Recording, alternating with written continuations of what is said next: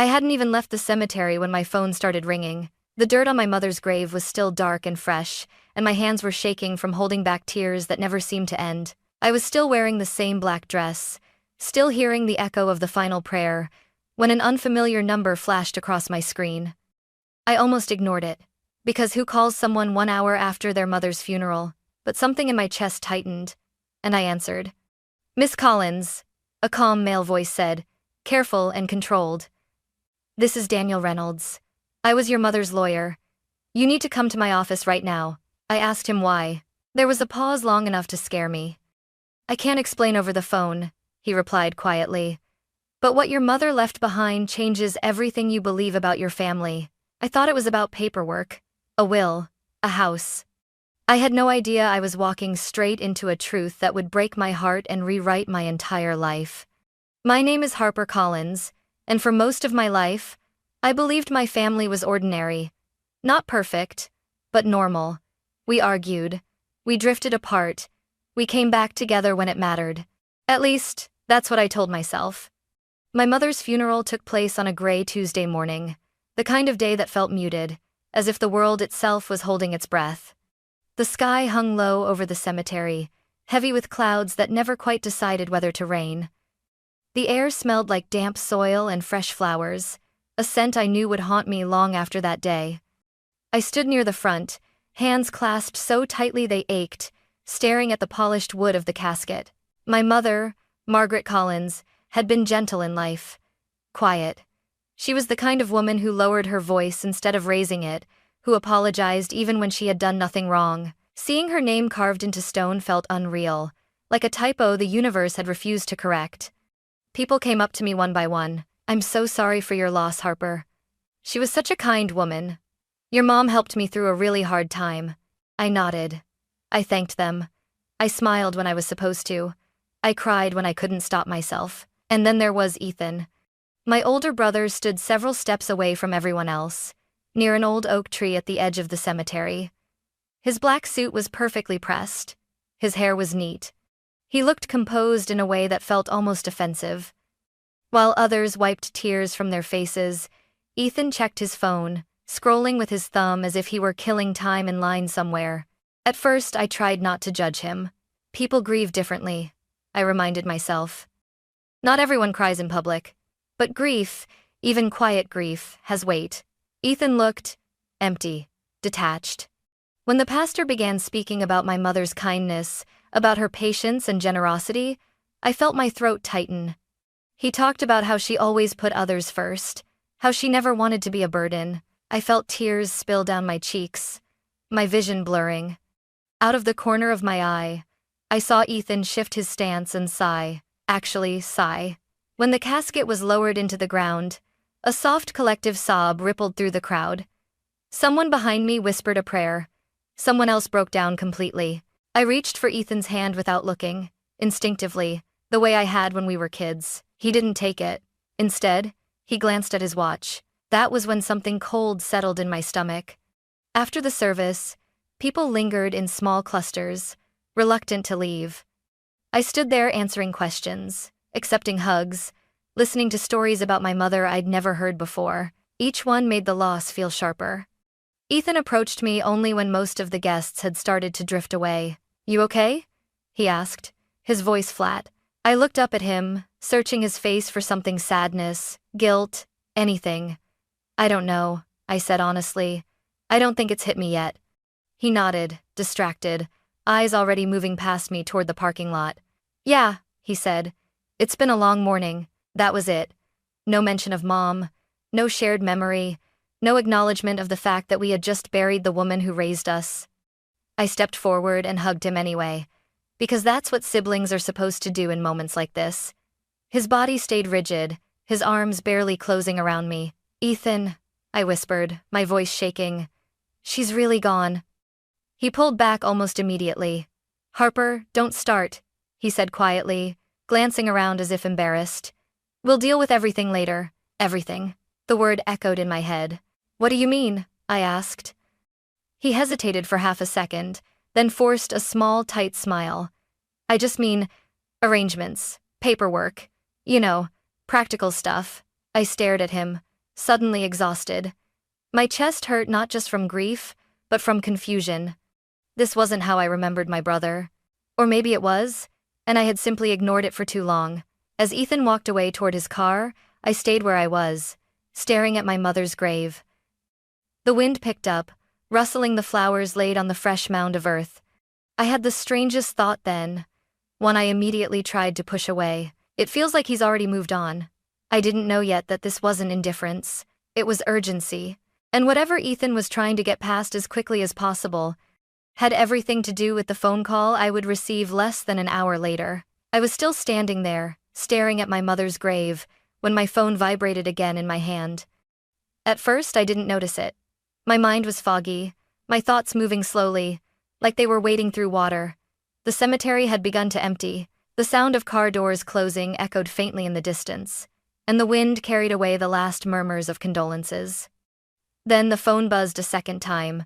I glanced down, irritated, expecting another message from a distant relative or a missed call notification. Instead, I saw an unfamiliar number. No name, no location. For a moment, I considered letting it ring. Not now, I thought. Not today. But something inside me tightened, the same strange feeling I'd had moments earlier when Ethan checked his watch beside my mother's casket.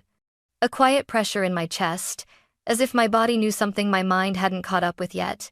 I answered, "Hello?" My voice sounded thin, even to my own ears. "Miss Collins?"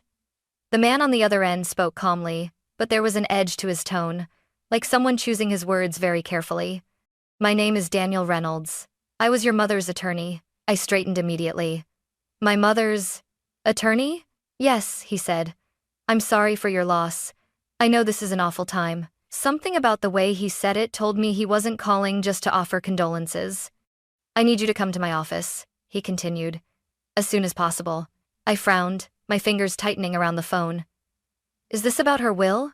There was a pause, not a technical pause, not a dropped signal, a deliberate one. "I can't discuss the details over the phone," Daniel said slowly. "But what your mother left behind is sensitive and important." My heart began to beat faster. "Important how?" Another pause, longer this time. "Harper," he said gently, "what I'm about to show you may be difficult to hear. I strongly recommend you come alone." Alone, that single word sent a chill down my spine. I instinctively looked toward the parking lot, where Ethan was just getting into his car. "Why alone?" I asked. "It's in your best interest," Daniel replied. "And your mother specifically requested it." The world seemed to tilt slightly. "My mother?" I whispered. "She asked for this?" "Yes." I swallowed hard. "Okay, I'll come." "Good," he said. "I'll be waiting." The call ended. I lowered the phone slowly, my hand trembling now. Around me, the cemetery had grown quiet. Most of the cars were gone. Only a few wilted flower arrangements remained, bending under the weight of the wind. I stood there for a long moment, staring at the dark soil covering my mother's coffin. Sensitive. Come alone. Your mother requested it.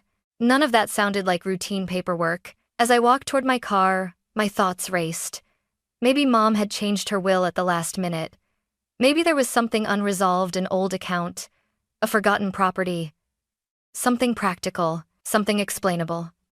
But the knot in my stomach refused to loosen. Halfway across the lot, I heard my name, Harper. I turned to see Ethan standing beside his car, keys in hand. "Where are you going?" he asked casually. I hesitated, just for a fraction of a second. "I need to stop by somewhere," I said. His eyes narrowed slightly. "Where?" I forced a shrug. "Just an errand." Ethan studied me in silence. His gaze felt heavier than it should have, as if he were weighing something in his mind. "You sure you don't want me to come with you?" he asked. The words were polite. The tone wasn't. "No," I said quickly. Too quickly. "I'll be fine." Something unreadable flickered across his face, surprise, maybe. Or irritation. It was gone before I could be sure. "All right," he said. "Call me later." I nodded and got into my car, my hands shaking as I started the engine. As I pulled out of the cemetery, I checked the rearview mirror. Ethan was still standing there, watching me leave. The drive downtown felt unreal.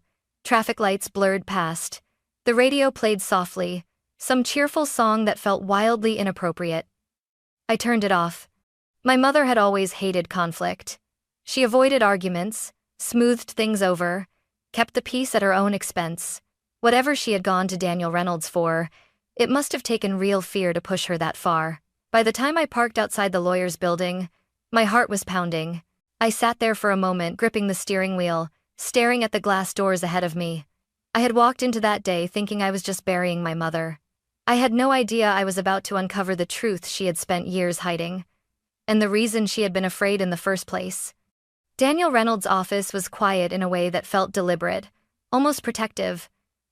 Thick glass walls shut out the noise of the city, and the door closed behind me with a soft click that sounded final. He didn't invite me to sit right away. Instead, he walked to the window, pulled the blinds halfway down, and only then turned back to me. "Before we begin," he said, "I want to be very clear. Nothing I'm about to show you is speculation. Every document here is verified." Said. That alone made my stomach twist.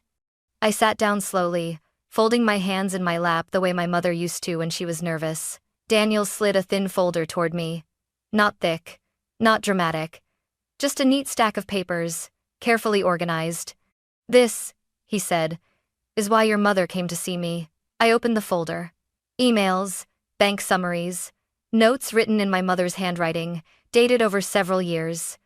I recognized her cursive, instantly rounded letters, slightly slanted to the right, careful, almost apologetic. I looked up at him. "I don't understand," Daniel exhaled. "Your mother believed she was being controlled." The word felt too strong. Controlled how? Financially, emotionally, gradually. He spoke slowly, as if he didn't want to overwhelm me, but each sentence landed like a quiet blow. "For the last 6 years," he continued, "your brother, Ethan, had access to nearly all of your mother's accounts. He handled payments, investments, insurance. At first it was presented as help. I thought of how often Mom had said, 'Ethan takes care of that,' how she waved off my questions, how she laughed lightly and said, 'You know me, I'm terrible with numbers.'" Daniel pointed to a series of highlighted lines. "Your mother started noticing small things, withdrawals she didn't recognize, transfers she hadn't approved. When she asked about them, she was told not to worry." My chest tightened. "She wrote," Daniel said, tapping one page. "I don't want to upset him. He gets frustrated when I ask questions." I swallowed hard. That sounded exactly like her. "She also noted," he continued, "he says I wouldn't manage without him. Maybe he's right." I felt something crack inside me. My mother wasn't naive. She wasn't incapable. She had raised 2 children on her own for years after my parents divorced. But she hated conflict. She hated being seen as difficult. Daniel leaned forward. "Harper, control doesn't always look like shouting. Sometimes it looks like constant correction. Reassurance mixed with doubt. Help that slowly becomes dependence." Images flooded my mind. Mom hesitating before speaking. Lowering her voice when Ethan entered a room. Ending phone calls quickly when he walked by. "How long did she live like this?" I asked quietly. "Longer than she admitted to herself," Daniel replied. He handed me another document. A dated journal entry. "I feel smaller every year," my mother had written. "I used to trust my instincts. Now I second-guess everything." My vision blurred. "She didn't tell me," I whispered. "She never told me any of this," Daniel nodded. "She was afraid you'd confront him. She was afraid it would make things worse." That sounded painfully familiar. My mother always chose peace, even when peace cost her dignity. "She came to me," Daniel went on, "because she felt she was losing her autonomy. She told me she felt watched, judged, that she had to ask permission for her own money." I pressed my lips together, anger rising beneath the grief. "Did he threaten her?" I asked. Daniel shook his head carefully. "Not directly, but she described constant pressure, guilt, statements like, 'After everything I've done for you,' or 'You'd be lost without me.'" My hands clenched. I remembered Ethan's voice at the funeral. "Let's deal with everything later." So calm, so certain. "When did she decide to act?" I asked. Daniel's expression softened. "After a doctor's appointment. She realized she might not have as much time as she thought." She told me she didn't want to leave you a mess or leave herself unprotected. He slid one final sheet toward me. At the top, in bold letters, were the words, "Private consultation, confidential." And beneath it, in my mother's handwriting, "If I stay silent, nothing will change. If I speak, at least one of my children will be safe." Tears slipped down my cheeks before I could stop them. All those years, I had thought my mother was simply tired, fragile, slowing down. She hadn't been weak. She had been enduring something quietly, alone, hoping it wouldn't explode. Daniel watched me carefully. "Harper, what your mother did next was intentional, strategic, legal." I looked up at him, my heart pounding. "What did she do?" I asked. He paused. "She made a decision that would protect you, and directly challenge your brother." And in that moment, I realized the phone call wasn't just about my mother's past. It was about a conflict that had already begun, whether I was ready for it or not. Daniel didn't speak right away. Instead, he stood up, walked to a tall metal filing cabinet behind his desk, and unlocked it with a small silver key. The sound of the lock clicking open felt louder than it should have, echoing in the quiet office. "What I'm about to show you," he said without turning around, "is the reason your mother insisted on absolute confidentiality." My heart pounded. I could hear it in my ears.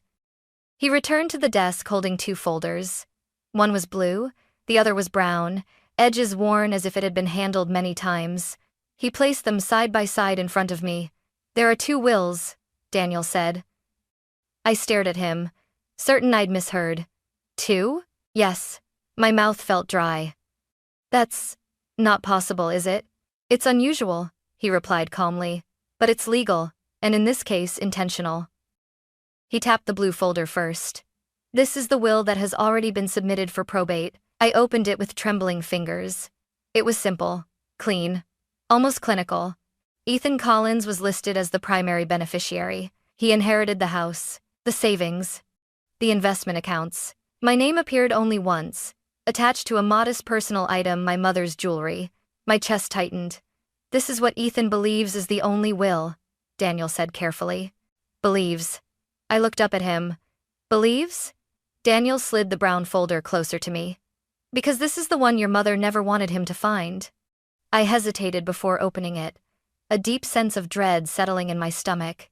Something told me that once I read what was inside, there would be no going back. The document was longer, more detailed. Every page stamped, witnessed, notarized. Legal, precise, and devastating. Instead of leaving assets directly to either of her children, my mother had placed the majority of her estate into a protective trust. The trustee's name was printed clearly near the top, Harper Collins. I sucked in a sharp breath. "I don't understand," I whispered.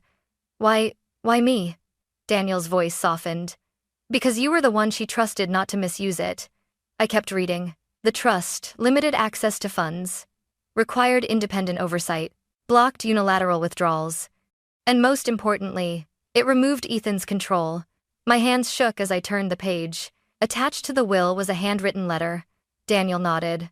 "She asked that you read that now." I unfolded the paper carefully. "Harper, if you're reading this, it means I finally did what I was afraid to do for years. I love your brother. I always will. But love should never feel like fear." Tears welled in my eyes. I stayed quiet because I thought keeping the peace was protecting my family. I see now that my silence only made things worse. I pressed my lips together, forcing myself to continue. "I chose you not because you are stronger, but because you are fair. You listen. You don't need control to feel secure." Daniel cleared his throat gently, giving me space. I read the final lines twice. "This trust is not punishment. It is protection. For you. And for me." My hands dropped into my lap. "So Ethan," my voice cracked. "He doesn't know about this." "No," Daniel said. "And given the circumstances, I strongly advise that he does not find out from you." I looked at him sharply. "Why?" "Because," he said carefully, "the moment this will is presented, it triggers a legal dispute. And based on your mother's records, that dispute may become hostile." The word sent a chill through me. Hostile. "He's already filed the other will," I said slowly. "Yes," Daniel replied, "which tells me he was in a hurry." My mind raced back to the funeral. Ethan checking his watch. His impatience. Let's deal with everything later. No. He hadn't wanted to deal with it later. He wanted to deal with it fast before anything else surfaced. Harper, Daniel said, leaning forward. Your mother anticipated this. That's why she structured the trust the way she did. The law is very clear here. But he'll fight it, I said. Yes, Daniel agreed. He almost certainly will. I felt a wave of nausea roll through me. This wasn't just about inheritance anymore. This was about exposing something my brother had spent years keeping quiet. I stood up slowly, the room spinning slightly. My mother planned all of this, I said, more to myself than to Daniel. Yes, he replied. And she did it knowing it might cost her peace in the short term. I closed my eyes. All those nights she said she was tired. All those moments she brushed off my concern. She hadn't been passive. She had been preparing. Daniel's voice cut gently through my thoughts. Harper, I need to ask you something. I opened my eyes. Are you prepared, he said, to stand by your mother's decision even if it puts you directly in conflict with your brother? The question hung in the air. I thought of Ethan's tone at the cemetery.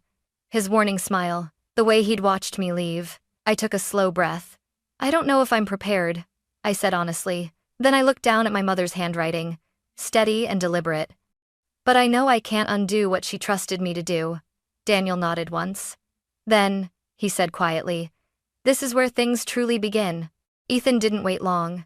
That night, barely 3 hours after I left Daniel Reynolds' office, there was a knock on my apartment door. Not a polite knock. Not hesitant. 3 sharp strikes. Controlled, certain. I knew it was him before I even reached the door. I took a breath, steadying myself the way Daniel had advised. Stay calm. Say as little as possible.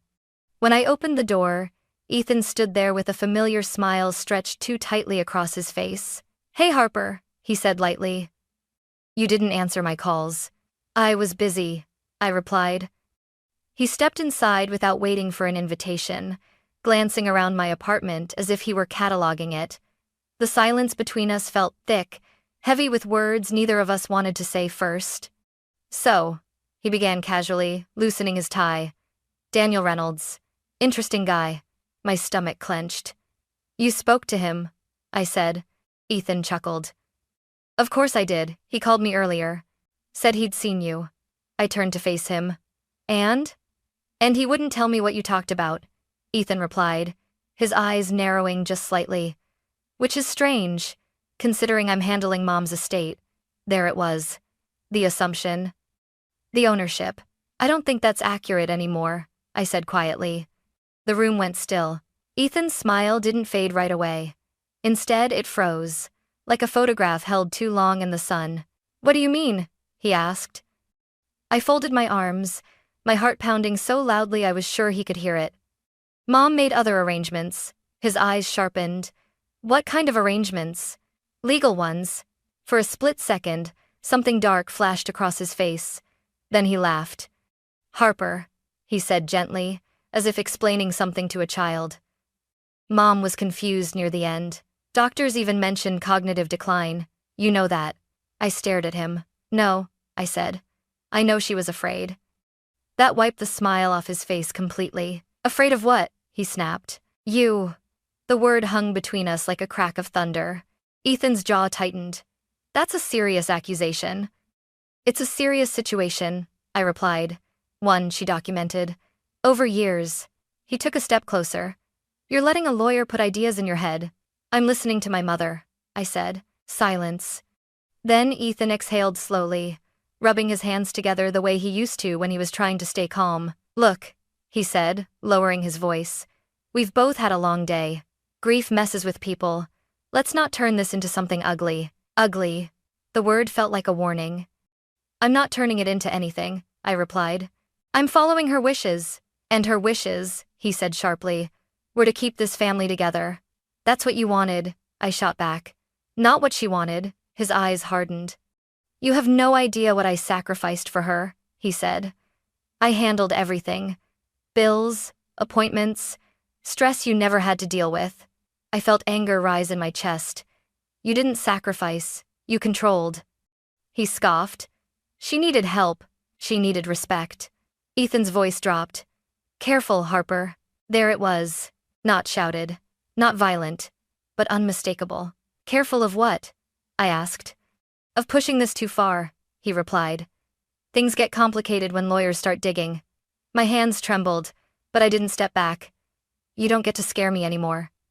He stared at me for a long moment, then laughed softly. You think this trust nonsense will hold up? I already filed the will. The court will side with me. Daniel disagrees, I said. Ethan's nostrils flared. Daniel works for whoever pays him. He worked for Mom, I said, and she planned for this. For the first time, his confidence cracked. You're really going to do this, he said slowly. You're choosing paperwork over your own brother. I shook my head.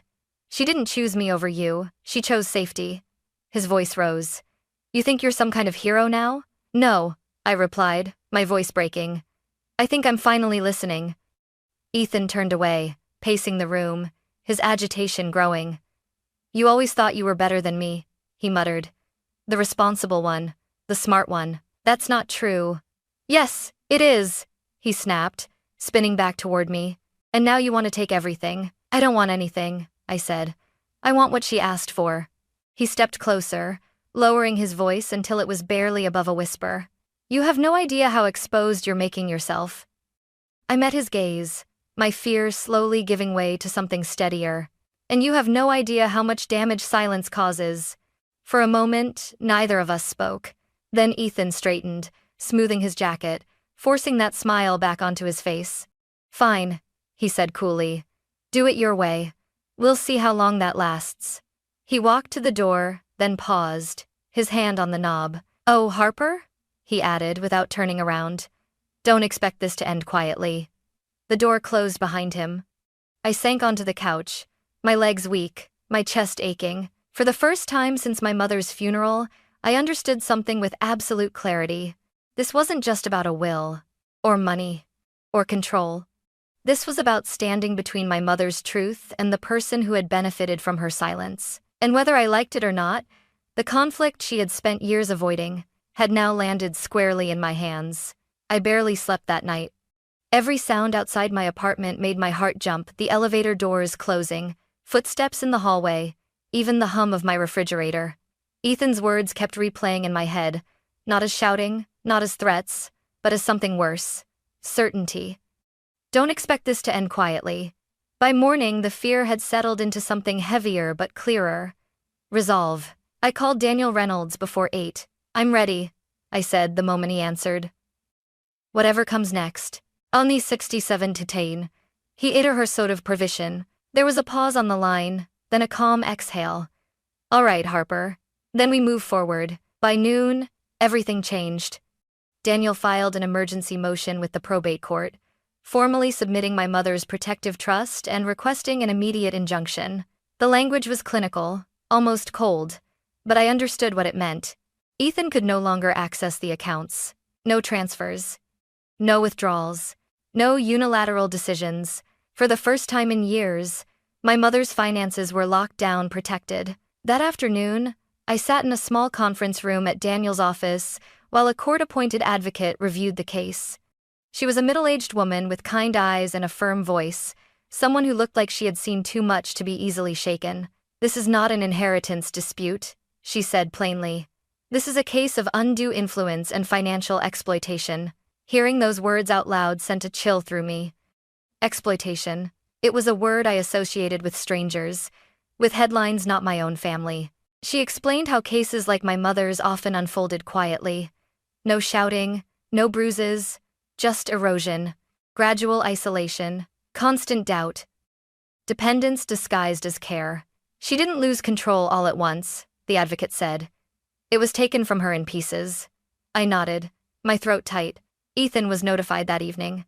He called me 3 times. I didn't answer.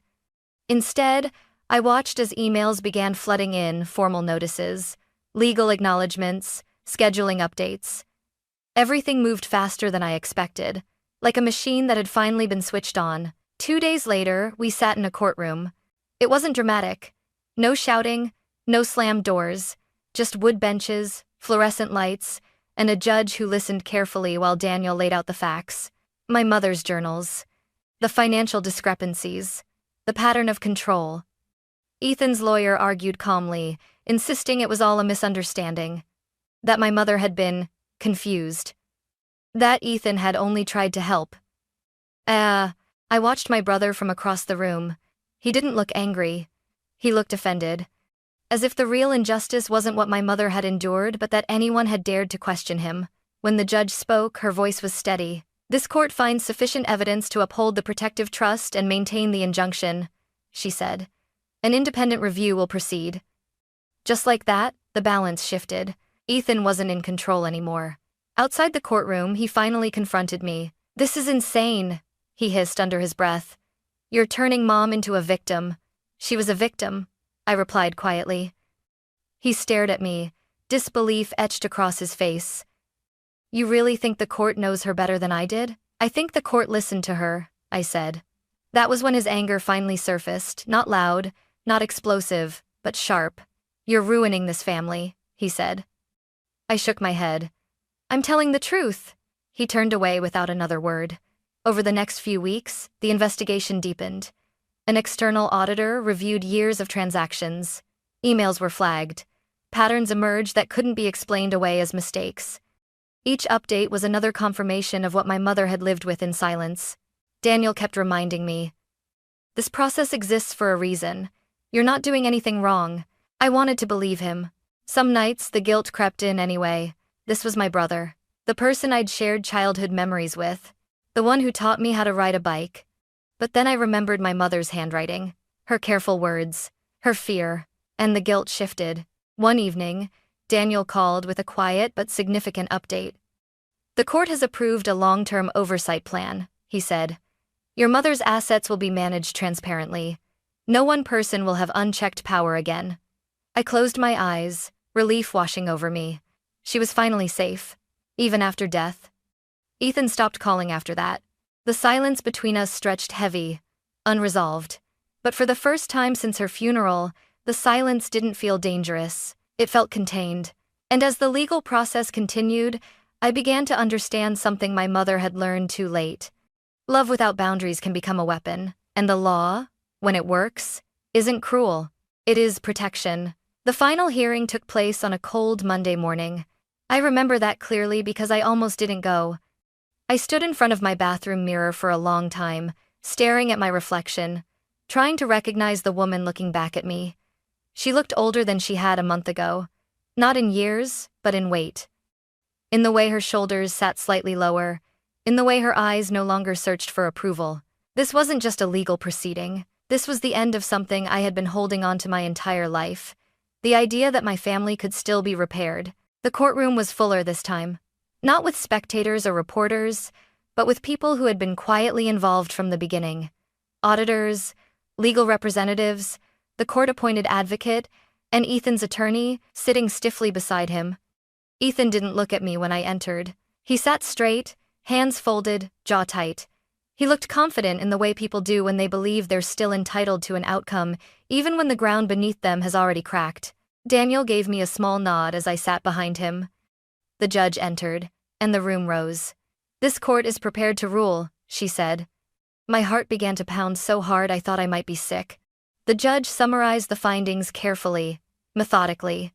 Years of financial records, consistent patterns, clear evidence of undue influence. She spoke without drama, without judgment in her tone, but every word felt heavy. "This case is not about intent alone," she said. "It is about impact." I held my breath. The court finds that Margaret Collins was subjected to sustained financial and emotional pressure that compromised her autonomy. I felt tears sting my eyes. My mother's experience finally spoken aloud. Not minimized. Not softened. Recognized. The judge continued. "The protective trust is hereby upheld in full. The prior will submitted by Ethan Collins is invalidated due to undue influence." A quiet murmur rippled through the room. Ethan's head snapped up. "What?" he said sharply, before his lawyer touched his arm. The judge didn't react. "Additionally," she went on, "this court orders continued oversight of the trust and prohibits Ethan Collins from exercising any control over these assets now or in the future." Outmanaged, it wasn't the market might had. and being consumed as of difference persist him. Just like that. It was over. I felt a strange emptiness settle in my chest. Not relief. Not victory. Finality. Ethan stood abruptly. "This is ridiculous," he said, his voice echoing in the room. "She needed help. Everyone knows that." The judge fixed him with a steady gaze. "This court has heard enough, Mr. Collins," she said. "This hearing is concluded." The gavel came down, and with that sound, something inside me fractured completely and then, slowly, began to let go. Outside the courtroom, Ethan finally turned to face me. "This is what you wanted," he said bitterly. "You took everything." I shook my head, exhaustion washing over me. "I took nothing. I protected what she asked me to." "You humiliated me," he snapped. "You isolated her," I replied quietly. For a moment we just stared at each other. Brother and sister. Strangers now. "You could have talked to me," he said, his voice tight. "I tried," I said. "She tried." He laughed, sharp and humorless. "You always think you're right." I didn't answer. Because for the first time, being right didn't matter. He stepped back, shaking his head. "You'll regret this." I watched him walk away down the courthouse steps, his shoulders rigid, his back straight, his pride intact even as everything else collapsed around him. And that's when I understood something I hadn't allowed myself to see before. Ethan didn't feel guilt. He felt loss of control. The legal process moved quickly after that. Notices were issued. Accounts were formally restructured. The trust entered its long-term oversight phase, and Ethan disappeared from my life. No calls, no messages, no attempts at reconciliation. Friends asked me if I was relieved. I never knew how to answer. Relief implies release. What I felt was mourning, not just for my mother but for the family I thought I had. That night I sat alone in my apartment, the city lights flickering outside my window. The silence felt heavier than it ever had before, but it was different now. It wasn't threatening. It was honest. I took out the letter my mother had written, the one Daniel had given me weeks earlier, and read it again. "Protection is not cruelty," she had written. "Sometimes it is the only form of love left." For the first time, I didn't cry when I reached that line. I breathed. The conflict was over.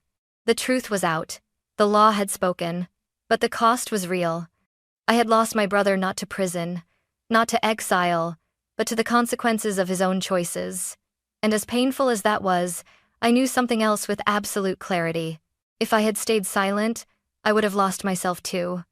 In the weeks after the final ruling, my life grew quieter in a way I wasn't prepared for. No court dates. No urgent emails. No legal language filling my inbox. Just space. At first, that space felt unbearable.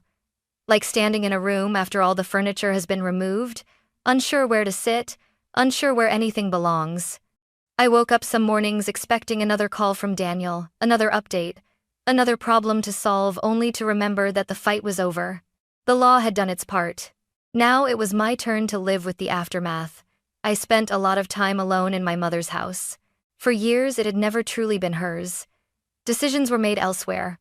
Permission was implied. Control hovered quietly in every corner. Now the house felt different. Still, neutral, safe. I opened windows she had always kept closed. I rearranged the kitchen the way she once mentioned but never did.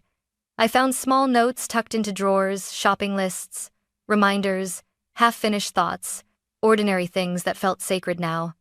One afternoon, I sat at her old dining table with the trust documents spread out in front of me. Not because I had to, but because I wanted to. My mother hadn't left me wealth in the way people usually mean it. She left me responsibility. I followed her instructions carefully.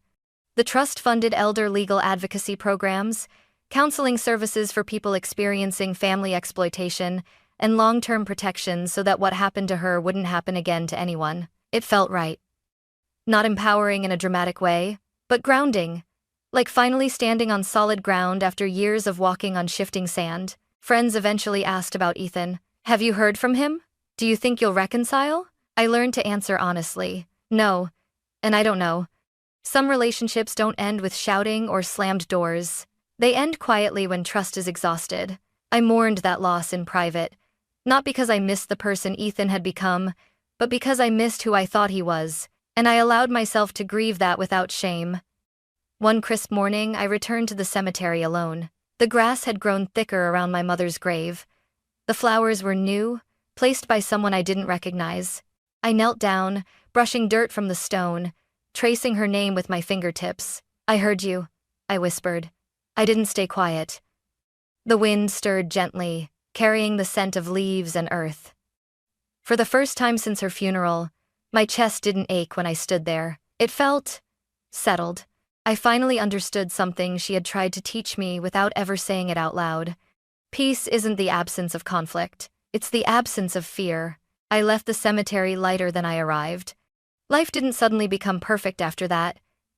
Healing isn't a clean line, it's uneven, slow, sometimes frustrating. There were days I still felt angry, days I still questioned myself, but there was no more doubt about one thing: I had done the right thing. And slowly, that certainty turned into strength. Now, when I think about what my mother truly left me, it isn't the house, it isn't the trust, it isn't even the legal victory, it's clarity. She showed me that love without boundaries can quietly become harm, that silence can protect others, but it can also destroy yourself, and that choosing truth, even when it costs you deeply, is sometimes the only way forward. If there's one thing I carry with me now, it's this: family does not excuse control. Love does not require fear. And speaking up is not betrayal, it is survival. My mother didn't get the peace she deserved while she was alive. But because she found the courage to act and because I found the courage to listen, her voice didn't disappear with her. It lives on. And so do I.